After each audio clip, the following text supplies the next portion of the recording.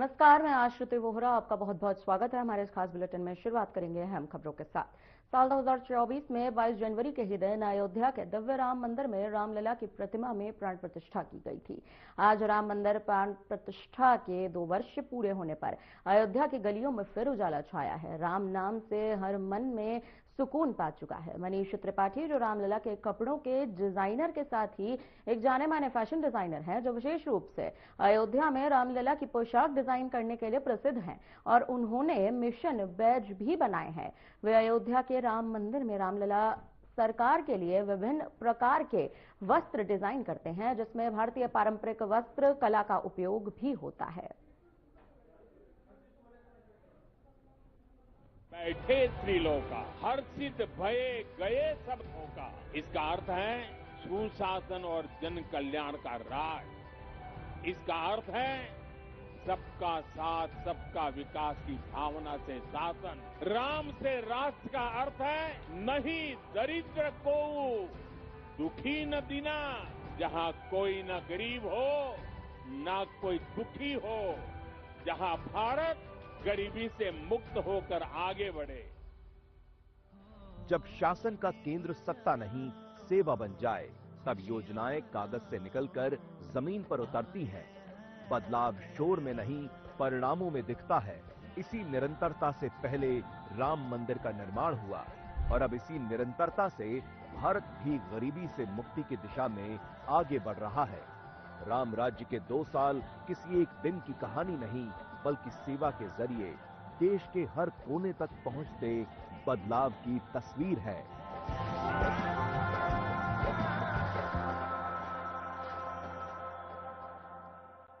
और आज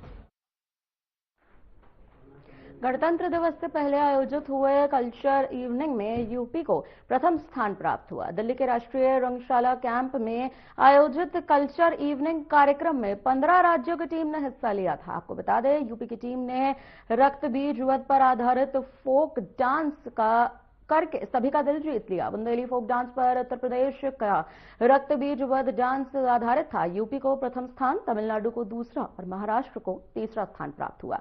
हर वर्ष गणतंत्र दिवस के पहले फोक डांस प्रतियोगिता का आयोजन होता है।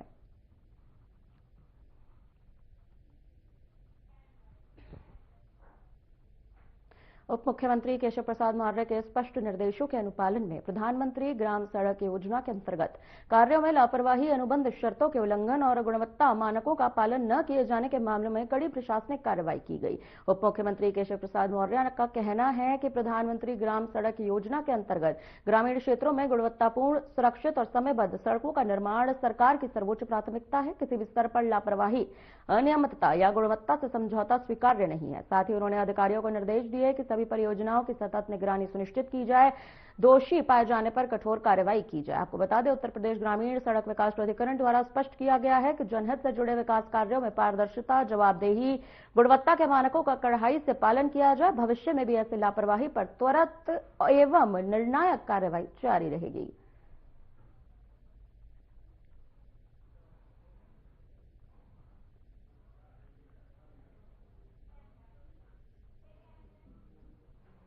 गाजियाबाद में अधिवक्ताओं के चुनाव में वरिष्ठ अधिवक्ता नाहर सिंह यादव मौजूद रहे और कुशल चुनाव प्रचार में हिस्सा लिया। इस अवसर पर उन्होंने अधिवक्ताओं से अपील की है कि ज्यादा से ज्यादा संख्या में चुनाव में अपनी भागीदारी को सुनिश्चित किया जाए और अपना वोट जरूर दें।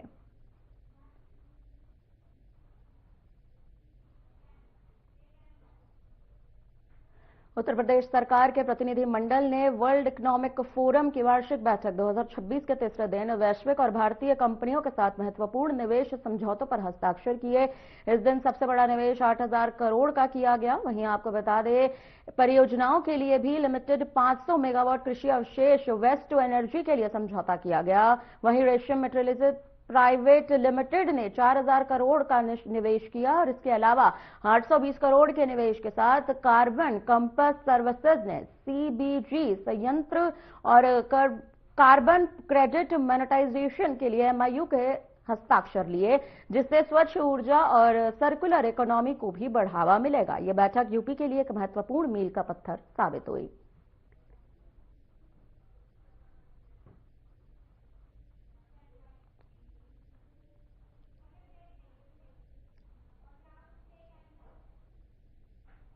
फिलहाल यहाँ पर रुकते हैं छोटे से ब्रेक के लिए। ब्रेक के उस पार खबरों का सिलसिला जारी रहेगा।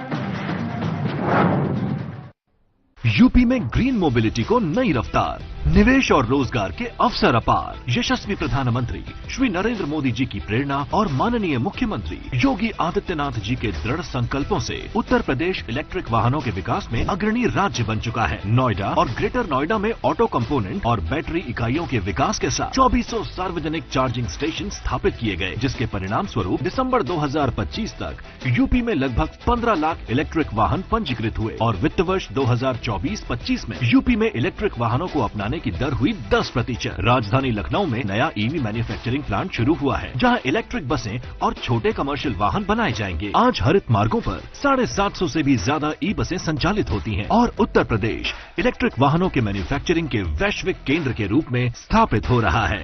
हरित राहों पर बढ़ता प्रदेश, आत्मनिर्भर उत्तर प्रदेश।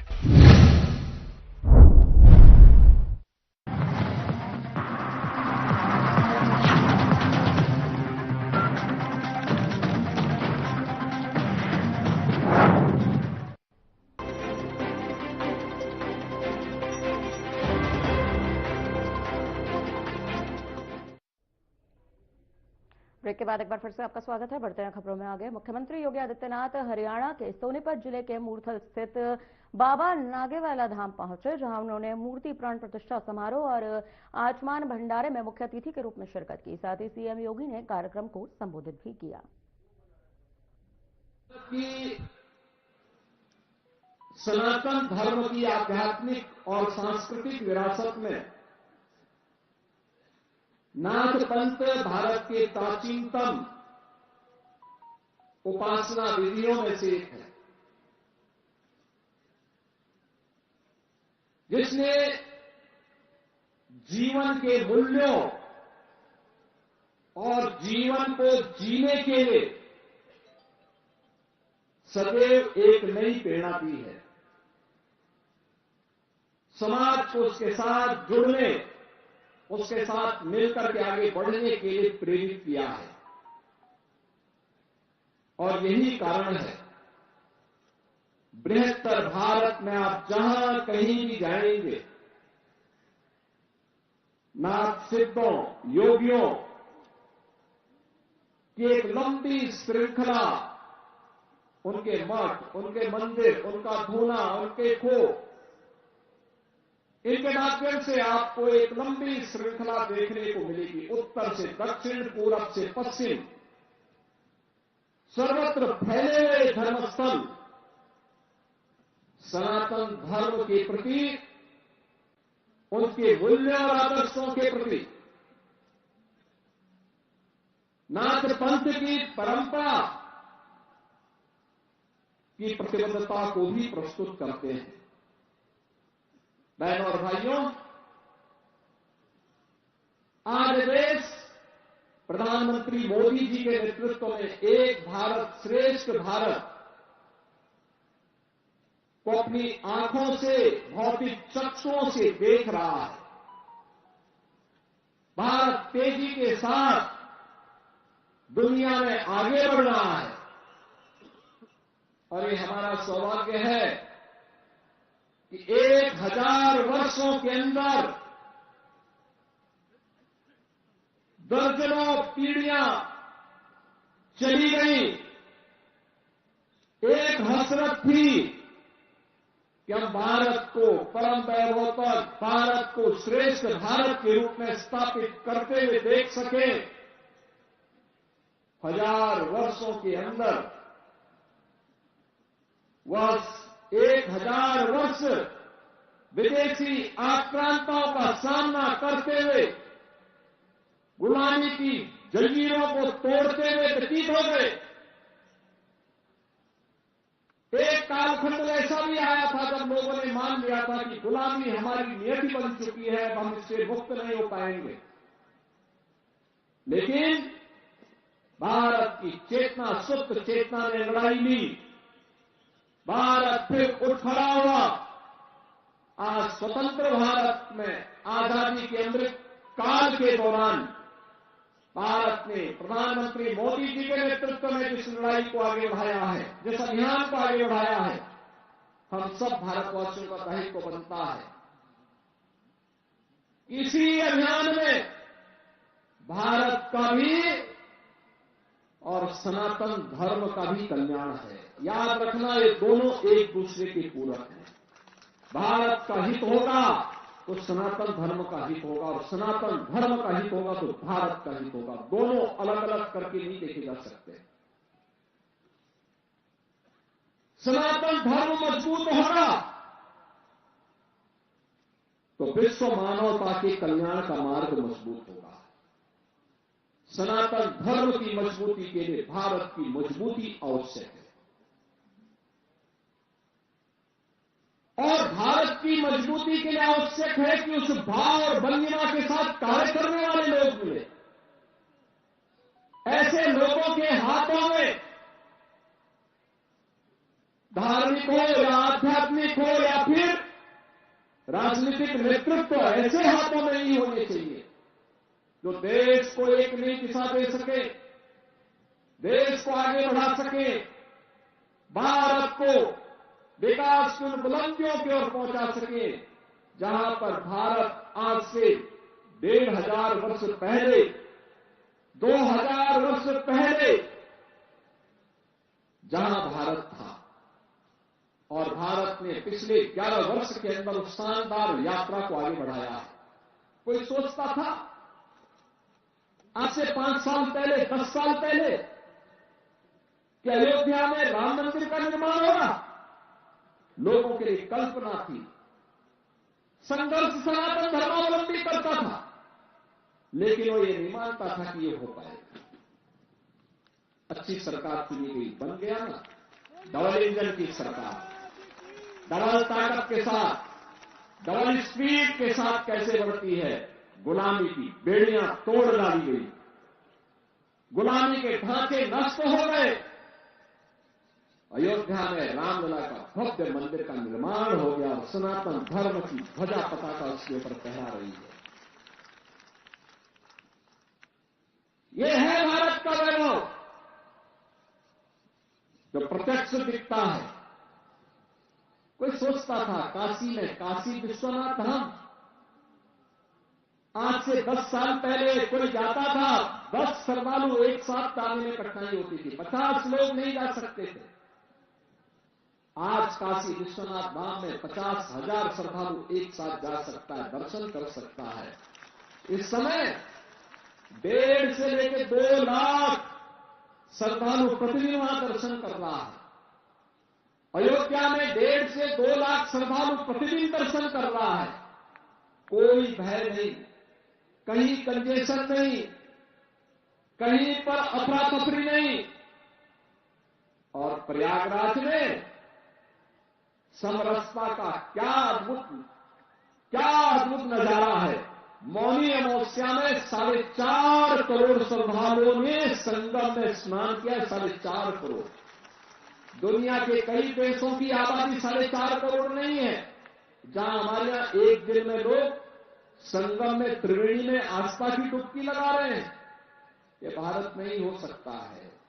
ये संतों का प्रताप है, इनकी साधना का प्रतिफल है, राजनीतिक नेतृत्व के द्वारा दिया गया मार्गदर्शन है, और आने वाले हर श्रद्धालु को सुविधाजनक तरीके से उसकी आस्था का सम्मान करते हुए अपने कार्यक्रम को आगे बढ़ाया जा रहा है।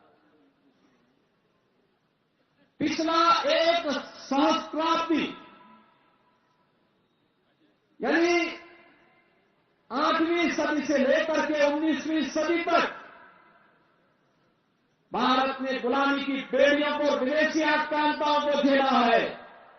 अब अगला 1000 वर्ष ये भारत का वर्ष है, सनातन धर्म को परम वैभव तक ले जाने का वर्ष है, और इसी के लिए हम सबको कार्य करना है, मिलकर के कार्य करना। 1000 वर्ष तक दुनिया के अंदर केवल और केवल भारत का डंका होना चाहिए, भारत का सनातन धर्म का डंका बचना चाहिए। इसके लिए हम सबको कार्य करना होगा और इसी का आह्वान करने के लिए आज मैं भी आया हूं इस भंडारा कार्यक्रम में। इसीलिए मैं भी आया हूं।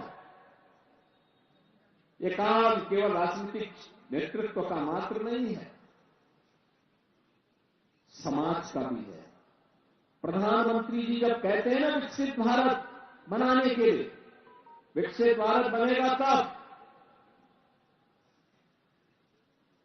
जब हरियाणा विकसित होगा, मुरथल विकसित होगा। आपने देखा होगा ना यहां पे इस नागे वाले धाम में, बाबा नागे वाले धाम में, मुरथल में लोग यहां पर सिद्ध योगी बाबा बुद्धनाथ जी महाराज की प्रेरणा से कोई नॉन वेज इस्तेमाल नहीं करता।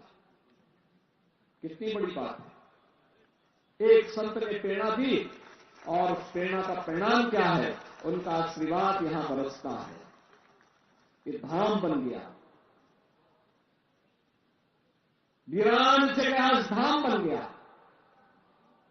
क्या आध्यात्मिक ऊर्जा! आप सबकी उपस्थिति उस आध्यात्मिक ऊर्जा के तेज को और आगे बढ़ाता है। अगर यह निर्णय मुरथल ले सकता है तो यह निर्णय नहीं ले सकते कि हम इस क्षेत्र में नशा भी नहीं होने देंगे। नशा, युवा पीढ़ी को नशा से बचाएंगे। याद करना, नशा नाश का कारण है। नशा नाश का कारण है। देश का दुश्मन जब देश के खिलाफ कोई षड्यंत्र नहीं कर पा रहा है, कोई षड्यंत्र का मतलब अब उसे मालूम है कि सेना के बल पर भारत को नहीं दबा सकता, क्योंकि भारत के अंदर एक मजबूत सरकार है मोदी जी के नेतृत्व में। अगर किसी दुश्मन ने दुस्साहस किया उसमें मिट्टी में मिलाने की सामर्थ्य आज भारत के अंदर है। भारत के बहादुर जवानों के अंदर है। भारत की सेना, भारत के अर्धसैनिक बल के जवान, भारत के पुलिस के जवान उस दुश्मन को ऐसा मिट्टी में मिलाते हैं कि कहीं उसको कब्र लगाने की भी जगह भी नहीं मिल पाती है।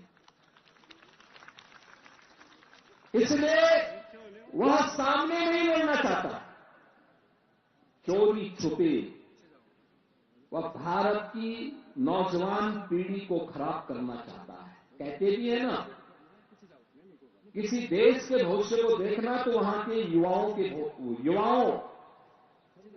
को देख लो, उनके विजन को देख लो, उनके हौसलों को देख लो।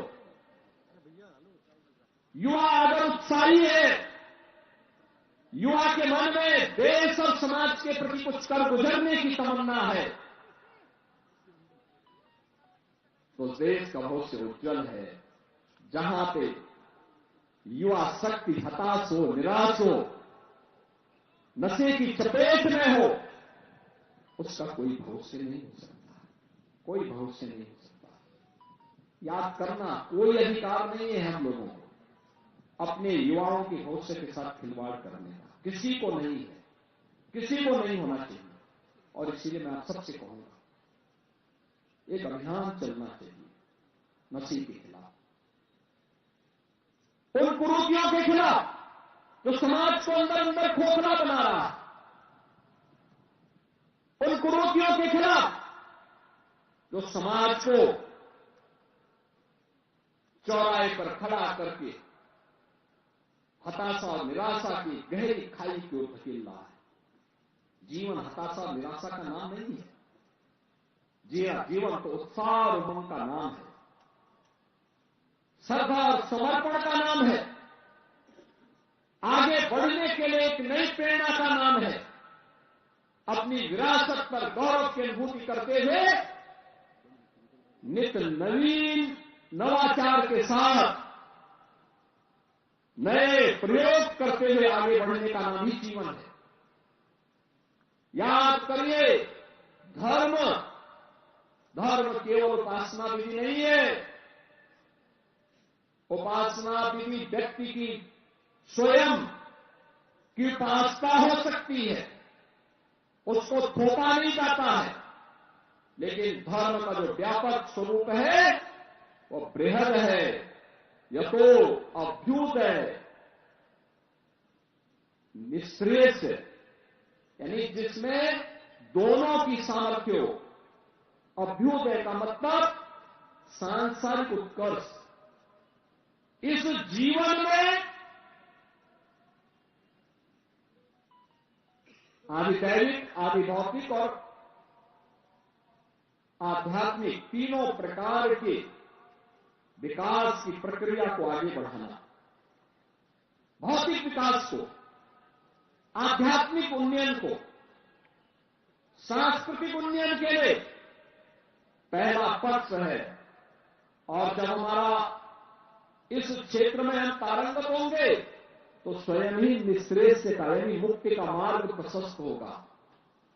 मुक्ति एक सन्यासी के लिए, एक योगी के लिए समाधि है। एक छात्र के लिए अपने जीवन में अच्छी क्लास में पारंगत होना, पास होना, सफलता की नई ऊंचाइयों को प्राप्त करना, ये उसके जीवन का हिस्सा है। यही उसके जीवन का उमंग है। एक क्लास से पास हुआ, दूसरी क्लास में गया, उसके पहली क्लास से मुक्ति मिली, अगली क्लास में नए जीवन की शुरुआत उसने प्रारंभ की। यानी दोनों हमें अभ्युदय के लिए भी कार्य करना है और निःश्रेयस के लिए भी कार्य अपने आप होता हुआ दिखाई देगा। और इसी के लिए भगवान श्री कृष्ण ने कहा था, यही कुरुक्षेत्र की धरती पर कर्मण्य वाधिकारस्ते मां फलेषु कदाचन, यही है उसका भाव। कर्म करिए, अच्छा कर्म करेंगे अच्छा फल प्राप्त करेंगे, बुरा कर्म करेंगे तो उसको आपको कोई ताकत उस पाप से वंचित नहीं कर सकती। उस पाप को, वो पाप आपको घेरेगा ही घेरेगा। अच्छा करेंगे, आपके पुण्य पर कोई डकैती नहीं डाल पाएगा, कोई नहीं डकैती डाल पाएगा। और इसलिए अच्छा करने के लिए हमें कार्य करना होगा। अच्छा करने के लिए गलत नहीं करेंगे, सही करेंगे, नशा के खिलाफ अभियान चलाएंगे, जन जागरण के व्यापक अभियान के साथ चल रहे धर्मांतर के रैत और राष्ट्र विरोधी गतिविधियों को कंट्रोल करेंगे। डेमोक्रेसी बदलने की जो साजिश हो रही है, लव जिहाद के नाम पर हमारी बेटियों के साथ जो खिलवाड़ किया जा रहा है, इसको रोकेंगे, सख्ती से रोकेंगे, जागरूक करेंगे परिवारों को संस्कारित करेंगे और संस्कारवान परिवार के माध्यम से एक सशक्त राष्ट्र के निर्माण की दिशा में जो प्रवर्तमान अभियान है, इस अभियान में हम भी योगदान देंगे। या हमारे योगियों को, पूज्य संतों को और समाज के जागरूक नागरिकों को इस दिशा में आगे बढ़ना होगा। और इसकी शुरुआत होती है नशा के खिलाफ अभियान से। तो मैंने कहा, नशा नाश का कारण है, पूरी पीढ़ी को खोखला बना देता है, उसकी सोचने समझने की सामर्थ्य को नष्ट कर डालता है, उसे तमाम प्रकार के पाप कर्मों के लिए प्रेरित करता है। हमें इससे बचने की आवश्यकता है, उसके खिलाफ एक अभियान को चलाने की आवश्यकता है। और इस अभियान को अगर हम एक साथ मिलकर के चलाते हैं, सीमा पार से आने वाला जो ड्रग है, जो नशा है, वह देश के दुश्मनों की साजिश का परिणाम है। कोई जाने अनजाने में उसमें लिप्त है, उस अवैध कारोबार में लिप्त है, उसको वार्न करिए, लोकल पुलिस को अवगत कराइए, समाज को, उसके परिवार को अवगत कराइए। इस पाप की भरपाई तुम जीवन भर नहीं कर पाओगे। जो एक कृत्य कर रहे हो, इसके बारे में बताइए उनको, और नहीं मानता है तो समाज संगठित होकर इसके विरोध में खड़े हो जाए, सामूहिक रूप से खड़े होना चाहिए। बहनों और भाइयों, एक योगी के लिए, एक सन्यासी के लिए, एक संत के लिए फिलहाल के लिए इस बुलेटिन में इतना ही। मुझे दीजिए इजाजत। नमस्कार।